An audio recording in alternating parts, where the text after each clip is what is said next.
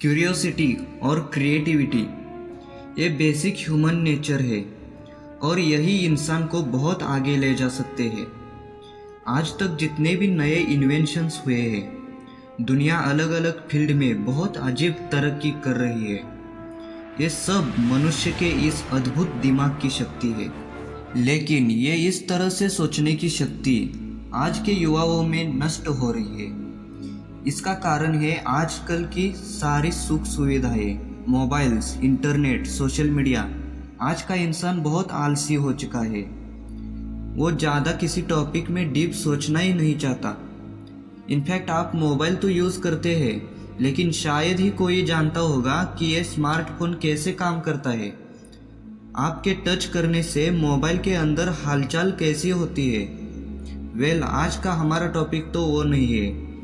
जो ये सोचने की शक्ति दिन ब दिन कम हो रही है और उस पर कोई ध्यान ही नहीं दे रहा, सिर्फ इन फैसिलिटीज़ के मज़े ले रही है, जो कि असली मज़ा है ही नहीं। असली मज़ा तो कॉन्शियस रहने में है, कुछ क्रिएटिव करने में है, जॉयफुल लिविंग में है। तो उस शक्ति को फिर से अपने अंदर कैसे जगाए, यही हम आज समझने वाले हैं। कुछ क्रिएटिव करना, कुछ नया सोचना, आइडियाज़ आना, ये सब कुछ हमारे कॉन्शियस माइंड का काम होता है, जो कि आजकल के लोगों में तो ज़्यादातर टाइम सोया ही रहता है। याद करिए वो बचपन के दिन जब आपकी क्रिएटिविटी, इंट्यूशन, विल पावर और माइंड की फ्रेशनेस कितनी हाई थी। इमेजिनेशन तो अलग ही लेवल पर थी। अक्सर बच्चे बहुत क्रिएटिव सोचते हैं क्योंकि उनकी कॉन्शियसनेस बहुत हाई होती है। वो अपने सराउंडिंग्स के बारे में, अपने आप के बारे में बहुत जागरूक और हमेशा एक्टिव रहते हैं। उनका कॉन्शियस माइंड हर वक्त कुछ ना कुछ तरक्की कर रहा होता है और इसीलिए वो कभी भी शांत बैठते नहीं है और दिन भर सिर्फ सोए रहना उनको बिल्कुल भी पसंद नहीं है। लेकिन अब जो मोबाइल्स की तरफ सभी लोग अट्रैक्ट हो रहे हैं, तो हमारे ब्रेन में हम बहुत सारा कचरा डाल रहे हैं। हमारा दिमाग पहले से ही इंफॉर्मेशन का बहुत भूखा है और अभी के लोगों को मोबाइल में बहुत सारी इंफॉर्मेशन मिल रही है, लेकिन वो किसी एक टॉपिक पर कभी फोकस करके नहीं सोचते। जैसे ही नए नए इंफॉर्मेटिव और गजब वीडियोस आपके सामने आते हैं और आप वो देखते हैं, वो सारा आपके सबकॉन्शियस माइंड में ना चाहते हुए भी घूमते रहता है, क्योंकि सबकॉन्शियस माइंड का काम ही होता है चीज़ें याद रखना, उनको एनालाइज करना। लेकिन आज के लोग तो सिर्फ सबकॉन्शियस माइंड में ही जी रहे हैं और इसी तरह आपका कॉन्शियस माइंड डीएक्टिवेट होता है। क्रिएटिव सोचने के लिए कॉन्शियस और सबकॉन्शियस माइंड का तालमेल अच्छा होना बहुत ज़रूरी है। जब आपकी कॉन्शियसनेस, अवेयरनेस बहुत हायर लेवल तक पहुंचेंगी, तो आपके दिमाग के वो अद्भुत दरवाजे खुलने लगेंगे जिसके बारे में आपने कभी नहीं सोचा होगा। आप अपने दिमाग के अलग अलग डायमेंशंस में एंटर करोगे, फिर आप इस यूनिवर्स के किसी भी नॉलेज को आसानी से समझ पाएंगे। आपका सोचने समझने का तरीका ही बदल जाएगा और इस स्टेट में आपके लिए कुछ भी पॉसिबल होगा। दुनिया बदल देने की ताकत आप में आएगी। अगर आप भी दिमाग के सीक्रेट्स उखाड़ना चाहते हैं, स्पिरिचुअल नॉलेज और ब्रह्मांड को एक्सप्लोर करने में इंटरेस्ट रखते हैं, तो आप इस चैनल को सब्सक्राइब जरूर कीजिएगा। बहुत सिंपल से तरीके हैं, अगर इसे दिल से अपनाएंगे तो उस स्टेट ऑफ माइंड में पहुंचना बहुत सिंपल है। Number 1, go out for walk. ज़्यादा टाइम घर में बैठे या सोए रहने से हमारी कॉन्शियसनेस, अवेयरनेस बहुत लो हो जाती है। इसलिए बाहर नेचुरल इन्वायरमेंट में जाओ, हर वक्त एक्टिव रहो। बचपन में जिस नज़रिए से आप सब कुछ देखते थे, वैसे आसमान को देखो, बादलों को देखो, उड़ते बर्ड्स को ऑब्जर्व करो, अपने पेड़ पौधों को ऑब्जर्व करो। और सबसे इम्पोर्टेंट है ग्राउंडिंग। इसमें आपको बिना चप्पल पहने ज़मीन पर चलना है, बैठना है, लेटना है।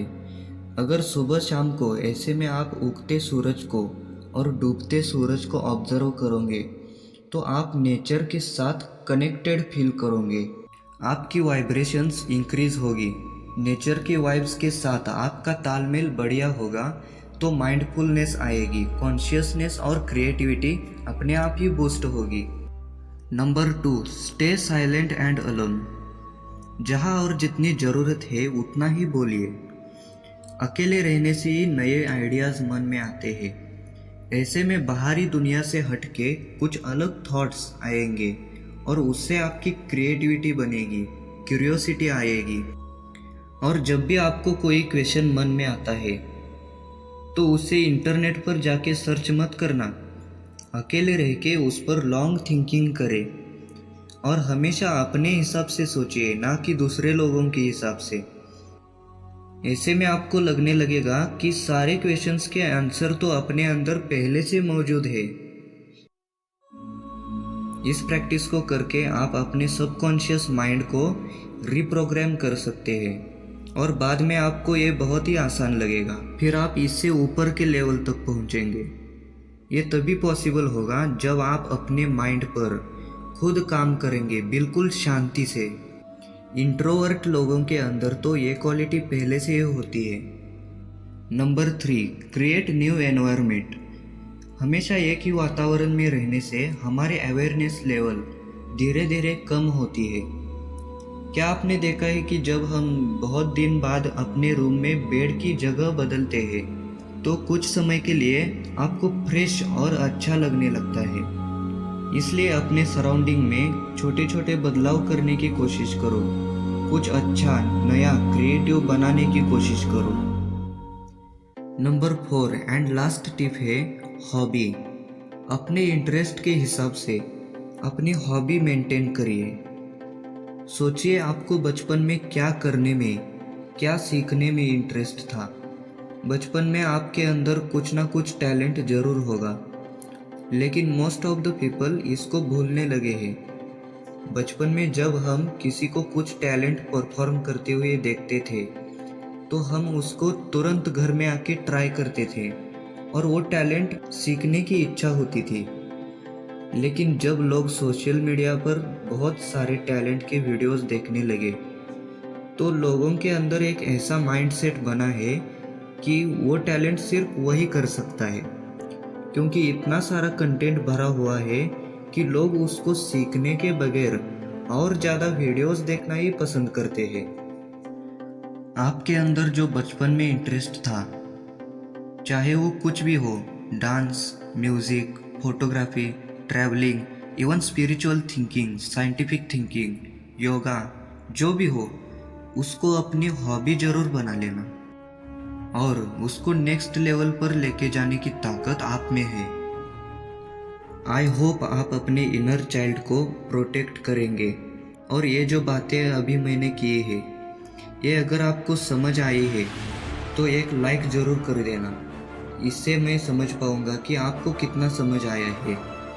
आपसे फिर मिलते हैं नेक्स्ट वीडियो में, जिसमें हम अभी जो लाइफ जी रहे हैं उसकी सच्चाई पर बात करेंगे। Have a joyful day.